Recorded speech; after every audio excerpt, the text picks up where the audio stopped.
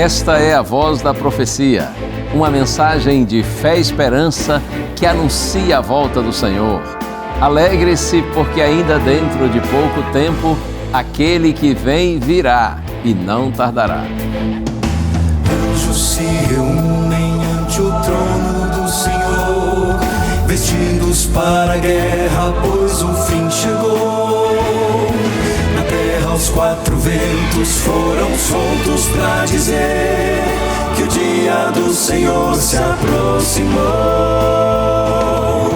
Todo o universo se levanta para ver a última batalha, o bem vencendo o mal. Cristo, o Cordeiro, nosso príncipe da paz, vestiu a armadura de Miguel e vai voltar. Breve virá, breve virá, breve Jesus voltará. Breve virá, breve virá, breve Jesus.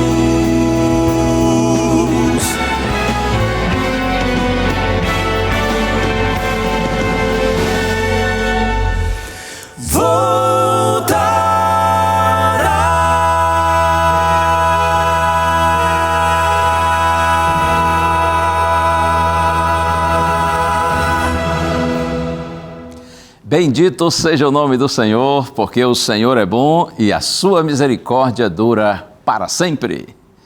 E aí, como estão as coisas com você? Tudo em paz? É um prazer estar mais uma vez aqui no programa A Voz da Profecia. A palavra de Deus nos afirma que o Senhor é poderoso para fazer infinitamente mais do que tudo que nós pedimos ou pensamos. Glória a Deus por isso. Creia na palavra do Senhor, repito, Ele é capaz, Ele é poderoso para fazer infinitamente mais do que tudo que nós pedimos ou mesmo pensamos. Por isso, coloque-se nas mãos de Deus e confie nele, Ele ouve a sua oração porque Deus é fiel. Essa, inclusive, tem sido uma realidade em nossa vida. Eu me refiro aqui em especial ao Ministério A Voz da Profecia e também à TV Novo Tempo, que completa nesse ano, 2026, 30 anos de existência, proclamando a mensagem da breve volta de Jesus. Toda a emissora, toda a rede Novo Tempo de Comunicação terá uma linda programação, uma programação especial ao longo desse ano, para celebrar essa conquista. E é claro, nós aqui do programa A Voz da Profecia também faremos parte dessa comemoração. Durante as próximas semanas teremos apresentações especiais com formações mescladas do Quarteto Arautos do Rei. Nesses programas nós convidamos, especialmente para agora, a partir de hoje, o pastor Tarsis Iraídes e o pastor Denis Versiani, para relembrarem conosco grandes clássicos dos Arautos do Rei. E eles estarão ao lado do nosso querido Robson Rocha e do Fernando Santos. Ao longo das semanas também nós receberemos outros cantores convidados que marcaram o nosso ministério em diferentes formações do quarteto. Afinal, a Voz da Profecia, eu penso que você sabe, é o ministério mais antigo da rede Novo Tempo de Comunicação. E o Quarteto Arautos do Rei sempre esteve nos acompanhando nessa caminhada de fé. Que bom, estamos juntos, graças ao bom Deus. Se Deus é por nós, quem será contra nós? Por isso, vamos avançar pela fé. E antes, é claro, de chamar a música, eu tenho aqui uma revista muito especial para lhe apresentar, que é essa edição da revista Esperança, Marcadas pela Fé. Ei, se você ainda não tem essa revista, peça que a gente lhe manda, tá bom? Gratuitamente, tá certo? Vai chegar diretamente às suas mãos. Você sabe, quando a vida pesa e a gente se sente fraco, é no cuidado de Deus que nós encontramos forças para continuar. E sabe o que é lindo? A Bíblia mostra mulheres que também passaram por adversidades, enfrentaram medo, dúvidas, limitações e mesmo assim elas foram fortalecidas pelo Senhor. A revista Esperança, Marcadas pela Fé, traz a história de 8 mulheres da Bíblia, personagens reais das Santas Escrituras, que descobriram coragem justamente nos momentos em que mais precisaram. Cada lição mostra como Deus transforma a fraqueza em força e como o Espírito Santo guia quem se entrega a Ele. Esse estudo é um abraço para o seu coração, simples, inspirador, cheio de ensinamentos que ajudam você a reencontrar firmeza na fé. Se você quiser garantir a sua revista, é bem fácil. Você manda uma mensagem para a gente agora através do WhatsApp, número 12982444449. Ouviu bem? Repito, número 12982444449. Essa revista vai chegar gratuitamente às suas mãos para abençoar a sua vida. E a revista, é claro, não é só para mulheres. Se você é homem, é macho e que a revista também, é só pedir que a gente lhe manda, tá bom? Vai ser uma inspiração na sua vida também. E assim, nós prosseguimos procurando sempre cumprir a nossa missão da melhor maneira possível. É hora de música. E você vai ouvir agora um dos clássicos do Quarteto Arautos do Rei. Uma mensagem que nos faz pensar no glorioso dia, quando todos os salvos serão reunidos na presença do Senhor e nós estaremos juntos e felizes todos para sempre. Ouça agora Arautos do Rei, nessa sua aí formação mesclada, diferenciada, aleluia, lar enfim.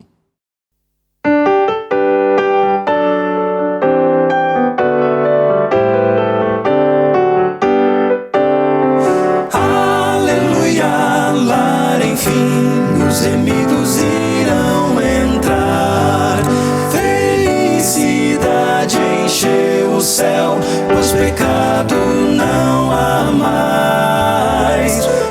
Os portais se abrirão lá e os salvos já vão cantar juntos, aleluia, lá enfim, os remidos irão entrar. Vejo o coxo andando, o mundo cantando está. Não há mais pranto, nem mais dor, todos vêm a Deus louvar. E ao redor do trono do Rei dos Reis, ajoelhados irão cantar juntos, aleluia, lá enfim, os remidos irão entrar.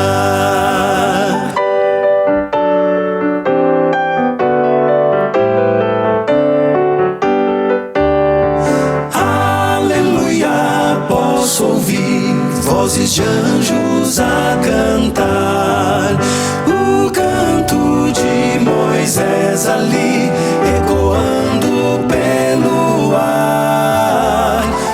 Vou agora encontrar Jesus, cantem aleluia, lá enfim, os remidos irão entrar. Vejo o coxo andando e o mudo cantando está. Não há mais pranto, nem mais dor, todos vêm a Deus louvar.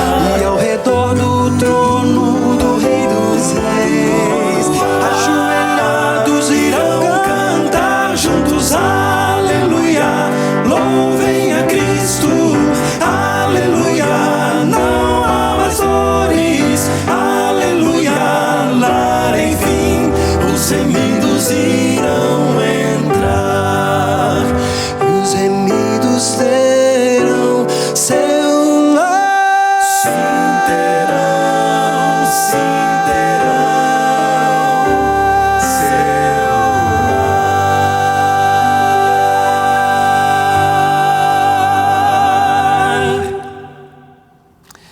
Essa canção me fez lembrar um pensamento de Martin Luther King, pacifista americano, No seu contexto, evidentemente, na época ele disse assim: sonho com o dia quando o bem derrotado vencerá o mal triunfante. Trazendo para a gente, pensando na luta entre o bem e o mal e na vitória gloriosa de Deus e do seu povo, sonho com o dia quando o bem derrotado vencerá o mal triunfante. Que dia glorioso será esse, quando nós estivermos, enfim, no eterno lar. Quando essa realidade presente estiver no passado, quando Deus fizer novas todas as coisas, quando o Senhor enxugar dos olhos de seus filhinhos toda lágrima e a morte já não existir, já não houver luto, nem pranto, nem dor. Louvado seja o Senhor.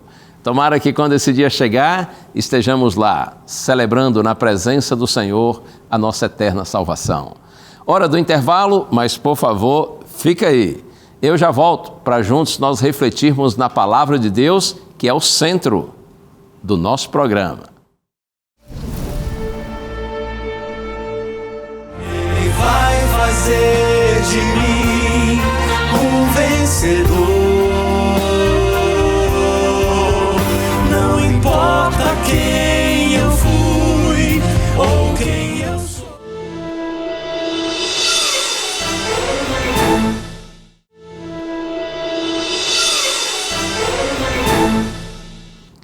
Deus é bom e a sua misericórdia dura para sempre, é por isso que eu estou aqui, você está aí, e nós estamos juntos no programa A Voz da Profecia, nesse momento, para nós refletirmos na palavra de Deus. O texto principal para a nossa reflexão bíblica de hoje encontra-se na segunda carta do apóstolo Paulo aos Coríntios. Paulo esteve pelo menos 3 vezes na cidade de Corinto. A primeira foi no ano 51 da nossa era, primeiro século, durante sua segunda grande viagem missionária. E Paulo permaneceu ali na cidade de Corinto por 1 ano e meio, período durante o qual ele fundou e organizou a igreja cristã na cidade. Paulo continuou a relacionar-se com os irmãos dessa igreja por meio dos representantes que ele enviava e das cartas que ele escreveu. A primeira carta aos Coríntios foi escrita quando o apóstolo estava evangelizando na cidade de Éfeso. O conteúdo dessa primeira carta é objetivo e é prático. Apresenta repreensões e conselhos e reflete as condições da igreja em Corinto. A segunda carta foi escrita da Macedônia, aproximadamente no ano 57 da nossa era, e reflete o amor de Paulo pela igreja, apresentando uma linguagem subjetiva e pessoal. Eu quero abrir a palavra de Deus com você para nós refletirmos, como eu disse, em alguns conselhos e orientações de Paulo que estão na segunda carta aos Coríntios. Mas antes vamos orar, como nós sempre fazemos aqui. Pai querido, peço-te por tua bondade, Senhor.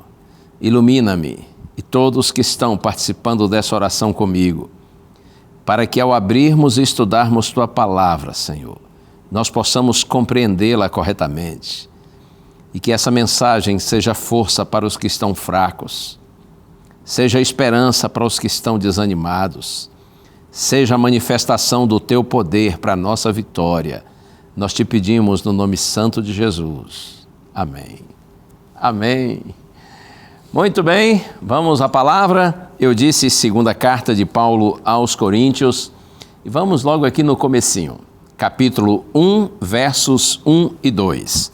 O prefácio e a saudação de Paulo. Está escrito assim: Paulo, apóstolo de Cristo Jesus pela vontade de Deus, e o irmão Timóteo, à igreja de Deus que está em Corinto, e a todos os santos em toda a Acaia.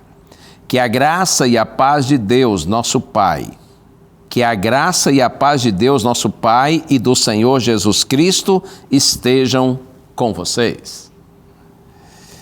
Como eu disse, aqui está o prefácio e a saudação. Começando, Paulo, uma referência ao autor da carta. Paulo, ele diz: apóstolo de Cristo Jesus.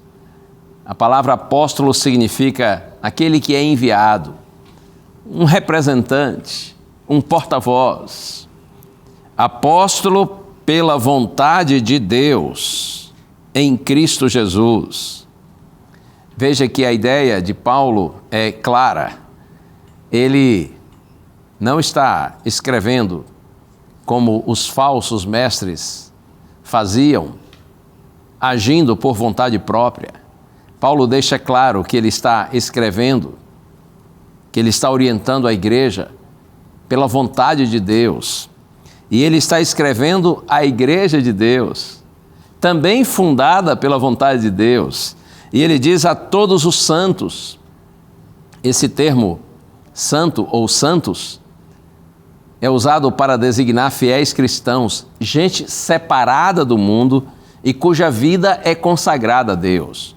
O desejo de Deus é que todos nós, seus filhos, sejamos santos nesse sentido, separados do mundo, dos pecados do mundo, uma vida consagrada a Deus. Paulo diz a todos os santos e a igreja de Deus que está em Corinto e toda a Acaia, não é assim? Corinto e toda a Acaia são os destinatários primeiros da carta. Os romanos, eles dividiram a Grécia em duas províncias, Acaia e Macedônia. Corinto era a capital da Acaia. E Paulo diz que a graça e a paz de Deus, nosso Senhor, nosso Pai, que a graça e a paz de Deus, nosso Pai, e do Senhor Jesus Cristo estejam com vocês. Essa é a saudação em todas as cartas.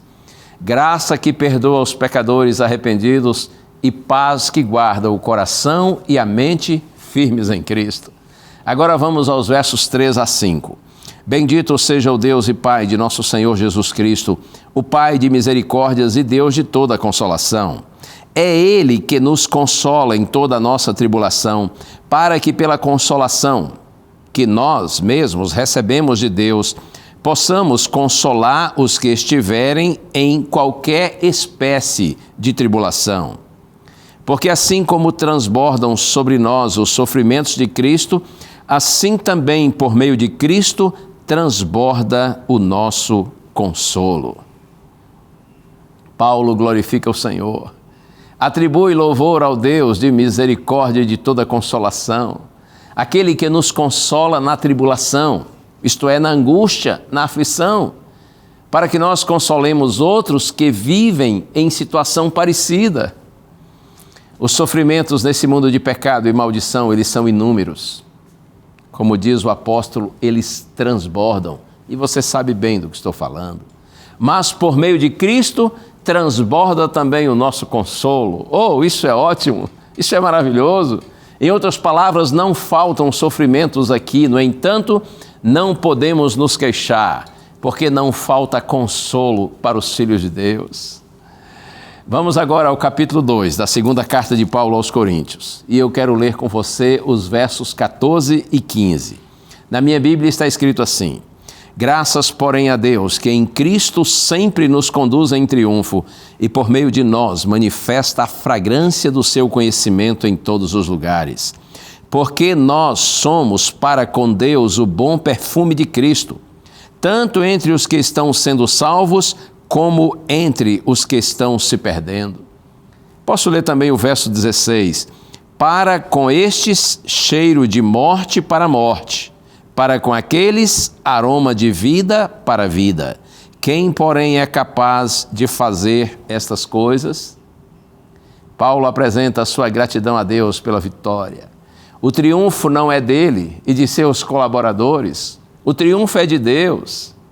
Deus que os salvou e os conduz através do mundo anunciando o Evangelho. O conhecimento de Cristo, ou seja, sua mensagem, é como uma fragrância, um suave perfume, que é compartilhado pelo testemunho e palavras dos fiéis cristãos.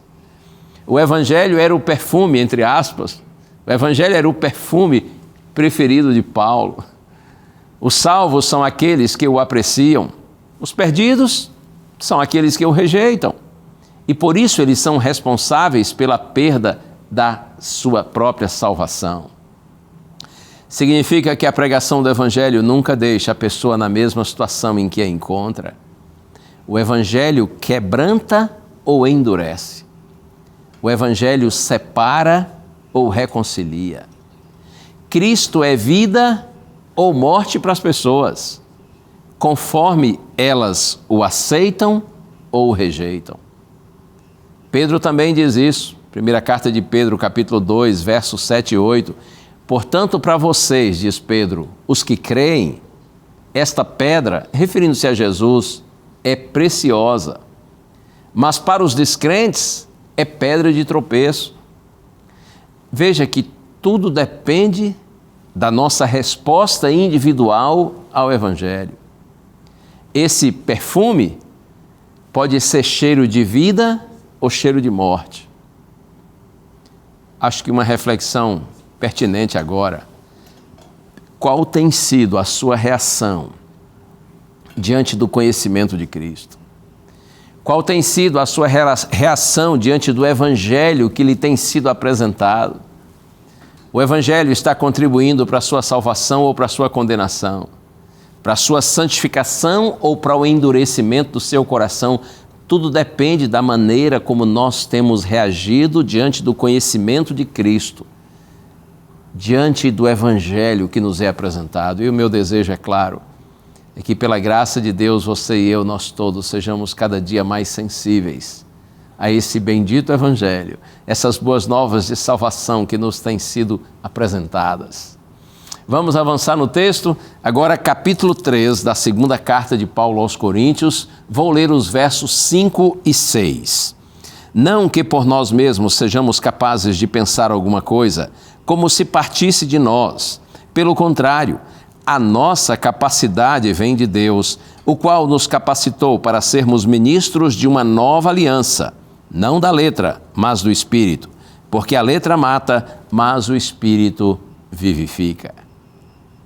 Observe que Paulo aqui, ele nega, assim, qualquer crédito pessoal pelo sucesso do seu ministério. Todo crédito, por ser um instrumento eficaz, pertence a Deus. É o Senhor, diz Paulo, quem capacita, quem habilita aqueles aos quais Ele chama para a sua obra. A nossa capacidade, diz Paulo, vem de Deus. Essas palavras lembram outras de Paulo que estão na primeira carta aos Coríntios, capítulo 4, verso 7, onde ele faz 3 perguntas retóricas. Pois, quem é que faz com que você sobressaia? Primeira pergunta, quem é que faz com que você sobressaia? Referindo-se àqueles que anunciam o Evangelho. E o que é que você tem que não tenha recebido? Essa é a segunda pergunta. E a terceira, se o recebeu, por que se gloria como se não o tivesse recebido? Quem é que faz com que você sobressaia? O que é que você tem que não tenha recebido? E se você o recebeu, por que se gloria como se não tivesse recebido? Todo crédito, toda glória é para o Senhor e não para você, não para mim, não para nós que somos os pregadores. Vamos avançar um pouquinho mais? Agora capítulo 4, versos 6 e 7. Segunda carta aos Coríntios 4, versos 6 e 7. Está escrito assim: porque Deus que disse, das trevas resplandeça a luz, Ele mesmo resplandeceu em nosso coração para iluminação do conhecimento da glória de Deus na face de Jesus Cristo. Temos, porém, este tesouro em vasos de barro, para que se veja que a excelência do poder provém de Deus e não de nós. Deus trouxe à luz a existência com uma simples ordem. Você conhece? Gênesis 1, verso 13, então disse Deus, haja luz e houve luz. Mas veja, Ele não criou apenas a luz natural, Ele enviou o seu Filho para ser a luz do mundo. Assim como pelo poder da palavra de Deus veio luz ao mundo escuro, a palavra viva, Jesus Cristo, é capaz de iluminar a mente humana obscurecida pelo pecado com propósito de nos salvar. Por meio de Jesus, nós podemos ver a luz de Deus, pura, perfeita e plena. Glória a Deus por isso. Mas aí Paulo diz, temos porém esse tesouro, aqui no verso 8, temos porém esse tesouro em vaso de barro. Aliás, verso 7, temos porém esse tesouro em vasos de barro, para que se veja que a excelência do poder provém de Deus, não de nós. Qual é o tesouro? O tesouro é o conhecimento da glória de Deus na face de Jesus Cristo, ou seja, o tesouro é o próprio Evangelho, é Jesus. Tesouro glorioso, poderoso, perfeito, celestial, de valor inestimável. E aí Paulo diz assim, nós somos, os pregadores, como vasos de barro, frágeis, imperfeitos, fracos, terrenos, manchados pelo pecado, incapazes, para que se veja que a excelência do poder provém de Deus e não de nós. A ideia é clara, inequívoca, a importância não está no recipiente, mas no seu conteúdo. Lendo Paulo apresentar-se como um vaso de barro, que tem um precioso tesouro, que é o Evangelho, mostrando que, como eu disse, a importância não está no recipiente, mas no conteúdo. Eu me lembro de um professor de teologia dizendo aos seus alunos, futuros pastores, pregadores, que o pregador é apenas um prego. E os alunos disseram, mas como assim? Pregador é um prego? E a ilustração é simples, a comparação é simples. Imagine alguém que vai a um museu, por exemplo, e entra na parte dos quadros, das telas, né, dos artistas plásticos, pinturas lindas de paisagens, talvez arte moderna, enfim, seja o que for. E a pessoa fica olhando aquelas telas maravilhosas que estão nas paredes, se encanta com a beleza dos quadros. Agora imagine uma outra pessoa meio atrapalhada, que em vez de ficar olhando os quadros, eles tentam olhar atrás dos quadros. E aí eles ficam observando o prego, por exemplo, que está fixando um quadro. E a pessoa fica ali olhando atrás do quadro o prego e dizendo, mas que prego lindo, que prego grande, que prego forte. Ora, isso é uma tolice. Ninguém vai para ver quadros e fica admirando o prego que está sustentando o quadro na parede. Então o professor disse, o pregador é assim, é como um prego. Quem tem que aparecer não é você, quem tem que aparecer é o quadro é Jesus. Porque a beleza está no quadro, a arte está no quadro.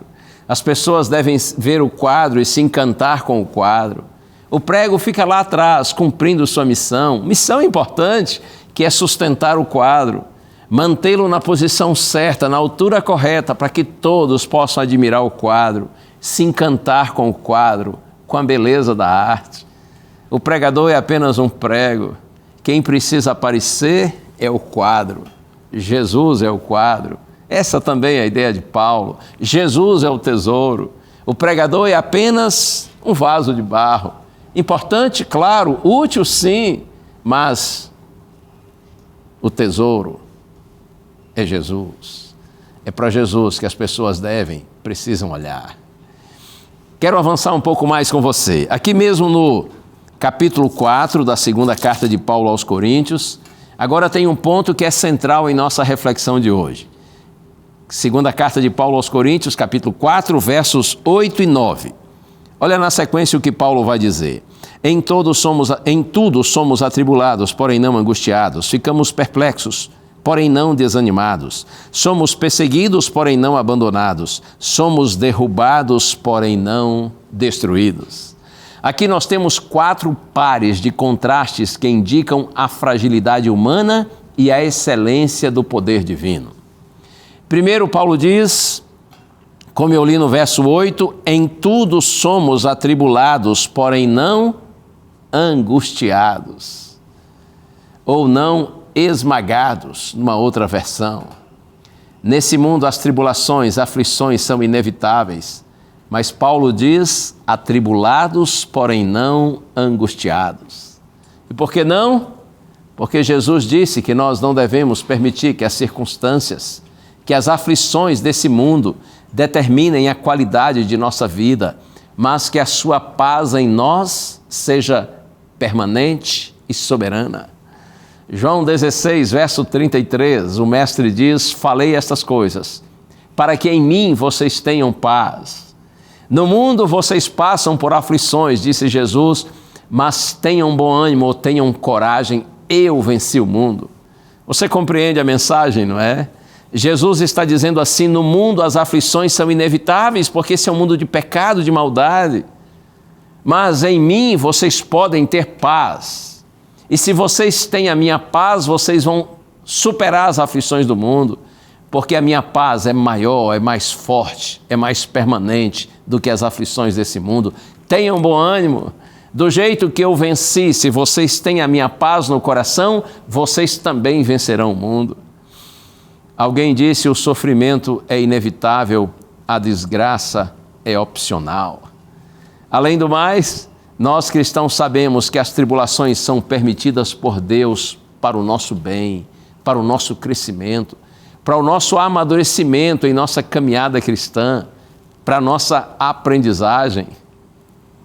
Na carta aos Romanos, capítulo 5, versos 3 a 5, Paulo diz que nós, filhos de Deus, chegamos a nos gloriar nas tribulações, porque sabemos que as tribulações, elas produzem perseverança, a perseverança experiência, a experiência esperança, porque o amor de Deus é derramado em nosso coração pelo Espírito Santo que nos foi dado.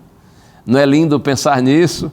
Deus permite as tribulações para que nós sejamos perseverantes nele. E na medida em que você persevera em Deus, você passa a ter experiência com Deus.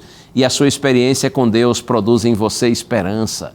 E em todo esse processo, o amor de Deus é derramado ao nosso coração pelo Espírito Santo que nos foi dado. Aqui mesmo, na segunda carta de Paulo aos Coríntios, capítulo 4, verso 17, ele diz assim: porque a nossa leve e momentânea tribulação produz para nós um eterno peso de glória, acima de toda comparação. Significa, amigo, amiga, Deus está agindo todo o tempo para o nosso bem. Em Atos 14, verso 22, diz que através de muitas tribulações nos importa entrar no reino de Deus. Possivelmente sem as tribulações, nem desejaríamos o reino de Deus. Por isso que Deus as permite, porém, atribulados, mas não angustiados. E na sequência dos contrastes que Paulo faz aqui, segunda carta de Paulo aos Coríntios, capítulo 4, ainda no verso 8, ele diz assim: ficamos perplexos, porém não desanimados, ou não desesperados. Muitas vezes nós ficamos perplexos diante de tanta injustiça, maldade, violência, diante de tanto pecado. É incrível como nesse mundo o certo muitas vezes é apresentado como errado e o errado como certo. Há tantas coisas nesse mundo que têm se tornado comuns, mas não são normais. Entretanto, a humanidade tenta normalizar tudo. Quantas vezes diante dessa maldade, desse pecado, desses valores distorcidos, nós ficamos perplexos? Perplexos diante de tanta incredulidade, de tanto desprezo a Deus e a sua palavra. Ficamos perplexos por ver as pessoas com o coração fechado e endurecido para Deus, diante do que nós muitas vezes não compreendemos. Quantas vezes, não é, a gente pensa assim: por que Deus está permitindo isso? Por que Deus está tolerando certas coisas? Parece que não há saída, não há solução. Mas apesar de tudo, apesar de muitas vezes perplexos, não desanimamos. Nós não nos desesperamos. E por que não? Porque nós conhecemos toda a história do grande conflito. E nós conhecemos a nossa própria história.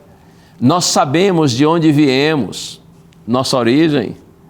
Sabemos onde nós estamos, qual o propósito, o sentido da vida. Nós também sabemos para onde vamos, nosso destino. Nós sabemos que esse conflito cósmico, ele vai acabar. Virá o fim dessa realidade presente e o começo de um novo tempo estabelecido por Deus. Depois de uma longa e escura noite, virá uma linda e eterna manhã para aqueles que confiam em Deus. No Salmo 30, verso 5, está escrito: o choro pode durar uma noite, mas a alegria vem pela manhã. Oh, acredite, há uma gloriosa manhã de luz, preparada por Deus para os seus filhinhos. Então o bem vencerá o mal em definitivo, e nós teremos todas as respostas para os nossos questionamentos atuais, porque a nossa visão será ampliada. Agora, como diz Paulo, nós vemos de forma obscura, mas depois nós veremos face a face. Agora o nosso conhecimento é incompleto, mas depois nós conheceremos como também somos conhecidos. Então, em nome de Jesus, vamos avançar pela fé. Ainda que muitas vezes, nesse mundo confuso e obscuro, marcado pelo pecado, nós nos sintamos perplexos, porém não desanimados. E na sequência do texto, segunda carta aos Coríntios, capítulo 4, verso 9, Paulo diz assim: somos perseguidos, porém não abandonados, ou não desamparados. Nós temos consciência de que esse mundo não é um parque de diversões. Nós não estamos aqui num hotel 5 estrelas. Estamos sim num campo de guerra. Existem inimigos visíveis e invisíveis. Perseguições fazem parte da experiência daqueles que vivem em fidelidade a Deus, daqueles que vivem em santidade no mundo de pecado e de impureza. Porém, a despeito de perseguidos, Paulo diz, não abandonados, não desamparados. E por que não? Ora, porque o Senhor está conosco. Foi Jesus quem prometeu: eis que estou com vocês todos os dias até o fim dos tempos. E ele também disse: lembrem-se da palavra que eu disse a vocês, o servo não é maior do que o seu senhor. Se perseguiram a mim, também perseguirão vocês. Tudo isso, porém, farão com vocês por causa do meu nome, porque não conhecem aquele que me enviou. Todavia, por mais estranho que pareça para muitos, Cristo também disse: bem-aventurados ou felizes os perseguidos por causa da justiça, porque deles é o reino dos céus. As perseguições nos aproximam do Senhor, aprofundam nossa caminhada com Ele, fortalecem nossa experiência cristã, motivam nossa dependência dEle e contribuem para o desenvolvimento de nossa maturidade espiritual. Davi é um bom exemplo de um homem jovem, perseguido por sua vida de fidelidade a Deus. No Salmo 23, verso 4, você conhece, Davi diz assim: ainda que eu ande pelo vale da sombra da morte, não temerei mal nenhum, porque tu estás comigo. E eu acho interessante no Salmo 27, eu vou até ler esse texto para você. No Salmo 27, versos 1 a 3, para começar, está escrito assim, dentro desse contexto de perseguição. Salmo 27, versos 1 a 3. Davi diz: o Senhor é a minha luz e a minha salvação, de quem terei medo? O Senhor é a fortaleza da minha vida, a quem temerei? Quando malfeitores me sobrevêm para me destruir, meus opressores inimigos, eles é que tropeçam e caem. Ainda que um exército se acampe contra mim, não se atemorizará o meu coração, e se estourar contra mim a guerra, ainda assim terei confiança. E agora no verso 10 ele diz: porque se o meu pai e a minha mãe me abandonarem, o Senhor me acolherá. E no verso 14, espere no Senhor, anime-se, fortifique-se o seu coração, espere, pois, no Senhor. Será que estou falando agora para alguém que de alguma maneira, de alguma forma tem sido perseguido ou perseguida por causa da sua fé? Talvez dentro da sua própria casa alguém não lhe tenha compreendido, pelo contrário, tem sido impaciente com você. Alguém tem desprezado, zombado você e quem sabe até de forma mais assintosa, perseguido você por causa da sua fé, o que a palavra de Deus diz é isto: espere no Senhor, anime-se, fortifique-se o seu coração, espere, pois, no Senhor. Muitas vezes nos sentimos nesse mundo de pecado, perseguidos por causa da nossa fé, por causa do Evangelho, mas a mensagem de Deus para você é essa: perseguidos, porém não abandonados, porque o Senhor está conosco.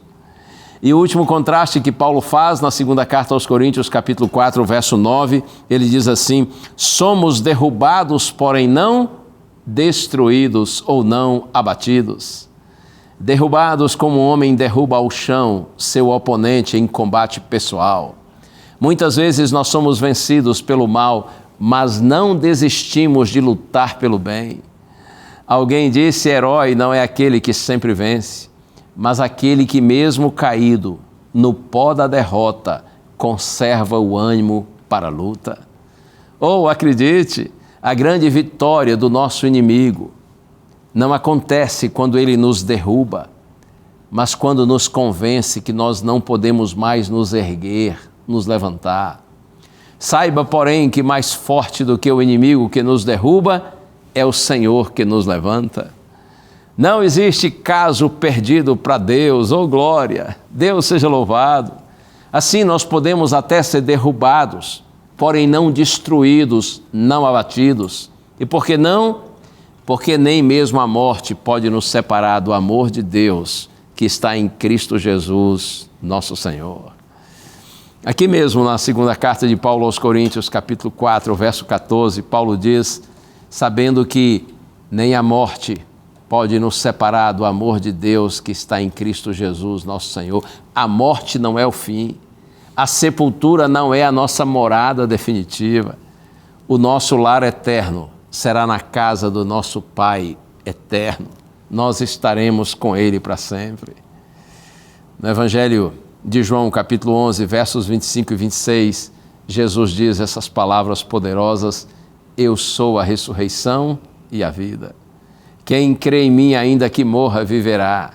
E todo aquele que crê em mim não morrerá eternamente. Então Jesus pergunta: você crê nisso? E eu lhe pergunto agora: você crê nisso? Você crê que Jesus é a ressurreição e a vida? Você crê que nem a morte pode nos separar do amor de Deus que está em Jesus Cristo, nosso Senhor? Permaneça firme em Deus e na sua palavra. Assim como o apóstolo Paulo, apesar das tribulações, perplexidades, perseguições e até das derrotas, em nome de Jesus, não desista, insista, persista, resista e vença pelo poder de Deus. Há um antigo pensamento que é assim: os desistentes nunca vencem, mas os vencedores nunca desistem. Um dia, no tempo de Deus, na hora certa, nós iremos para casa. O conflito vai acabar. A vitória do bem será definitiva, completa, irreversível, perfeita, eterna. Hoje Jesus olha para mim, olha para você e diz assim: filho, filha, tenha coragem, tenha bom ânimo. Eu venci o mundo e você também vencerá com a minha bênção, com o meu poder, com a minha paz. Deus lhe abençoe. Vamos para frente em nome de Jesus. Deus tem vitória para os seus filhos. Ainda que muitas vezes passemos por momentos adversos, e quem não passa, quem não vive lutas e dificuldades nesse mundo, ainda assim vamos avançar pela frente, porque Deus tem vitória para você e para mim. O Quarteto Augusto Reis já está pronto para cantar, e a música é esta: Um Vencedor.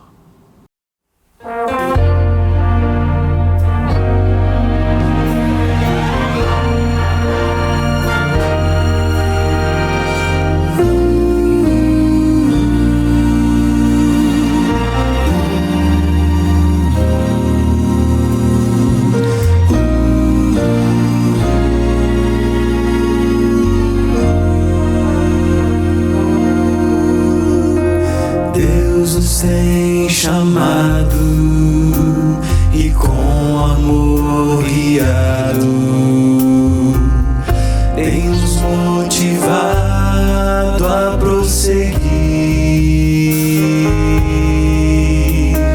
tem nos dirigido, nos tem fortalecido, tem mostrado que está na direção. Eu não vou temer nem desistir. Deus vai me levantar se eu cair. Se eu cair, vai me conceder mais do seu poder. Basta segurar a sua mão. Ele vai fazer de mim um vencedor. Não importa quem eu fui ou quem eu sou, o seu sangue é poderoso, seu amor é milagroso. Nele sei que posso tudo conseguir. Ele vê em mim o que eu vou me tornar se eu nele esperar e confiar. Seu amor é fortaleza, me dá força na fraqueza. Por sua graça vou vencer, vou triunfar.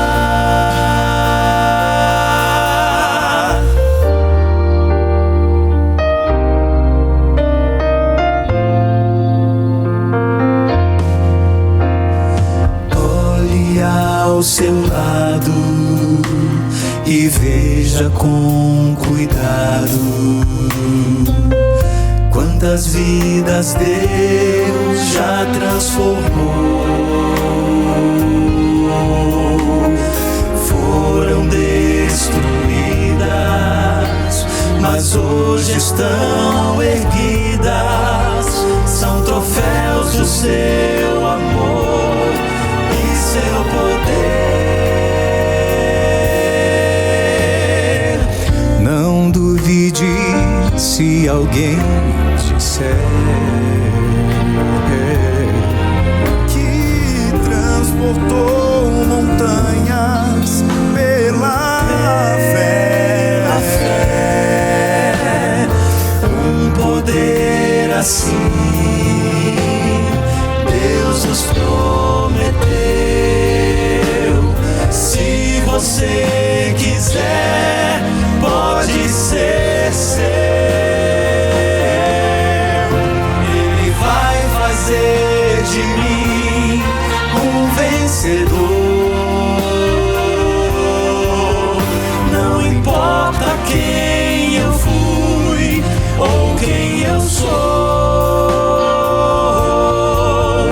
o seu sangue é poderoso, seu amor é milagroso. Nele sei que posso tudo conseguir. Ele vê em mim o que eu vou me tornar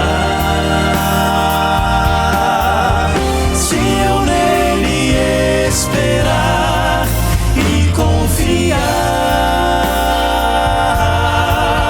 Seu amor é fortaleza, me dá força na fraqueza. Por sua graça vou vencer, por sua graça vou vencer. Nessa graça vou vencer, vou triunfar.